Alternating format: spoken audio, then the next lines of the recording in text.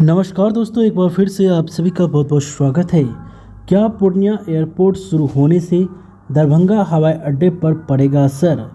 केंद्र सरकार की उड़ान योजना के तहत दरभंगा में एयरपोर्ट बनाया गया। इस योजना के तहत खुले एयरपोर्ट में सबसे पहले नंबर पर दरभंगा एयरपोर्ट ही है, चाहे वह यात्रियों की संख्या में हो या विमानों के परिचालन में। लेकिन बिहार के पूर्णिया जिले में भी 15 सितंबर से हवाई यात्रा शुरू होने वाली है। ऐसे में सवाल यह है कि पूर्णिया से हवाई यात्रा शुरू होने के बाद दरभंगा हवाई अड्डे पर इसका कितना असर पड़ेगा। क्या दरभंगा हवाई अड्डे पर यात्रियों की संख्या में कोई कमी आएगी? ऐसे ही कुछ बुनियादी सवालों ने हमने लोगों से पूछा। मज़ेदार बात यह सामने आई कि ज़्यादातर लोगों ने कहा कि पूर्णिया हवाई अड्डा से हवाई यात्रा शुरू होने के बावजूद दरभंगा अड्डे पर इसका बहुत ज़्यादा असर नहीं होगा। खास बात यह है कि इसमें वैसे लोग भी शामिल हैं जो सीमांचल से दरभंगा हवाई अड्डा यात्रा के लिए पहुंचे हैं। हर किसी ने कहा कि दरभंगा हवाई अड्डा फिलहाल बेस्ट है। दरअसल दरभंगा हवाई अड्डा सीधे 4 लेन सड़क से जुड़ा है, जहां जाम की समस्या देखने को नहीं मिलती।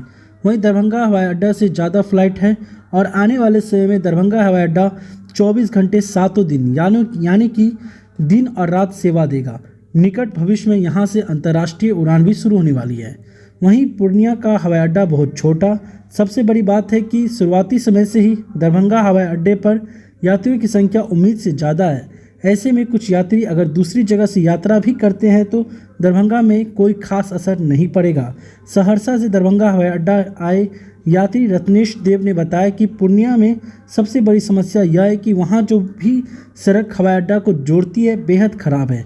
पूर्णिया का हवाई अड्डा बहुत छोटा है, जबकि दरभंगा का हवाई अड्डा बड़ा है और अधिक सेफ है। ऐसे में हम लोग के लिए दरभंगा से ही हवाई सेवा सुविधाजनक है और लोग भी दरभंगा ही पसंद करेंगे। वहीं आपको बता दें, वरिष्ठ पत्रकार विष्णु कुमार ने बताया कि दरभंगा हवाई अड्डे पर बहुत काम किया गया। मैंने जो अनुभव किया है कि दरभंगा हवाई अड्डे का स्थापना काल से ही यात्रियों की संख्या ज़बरदस्त रही है और यह समय के साथ बढ़ता जा रहा है। यहाँ से फ्लाइट की संख्या बढ़ रही है।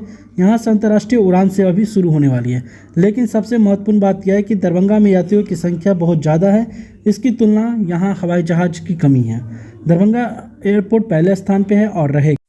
तो दोस्तों, आप क्या सोचते हैं इस बारे में? अपना विचार जरूर कमेंट्स में लिखें। अगर आप यूट्यूब पर देख रहे हैं तो हमारे चैनल को सब्सक्राइब कर लें।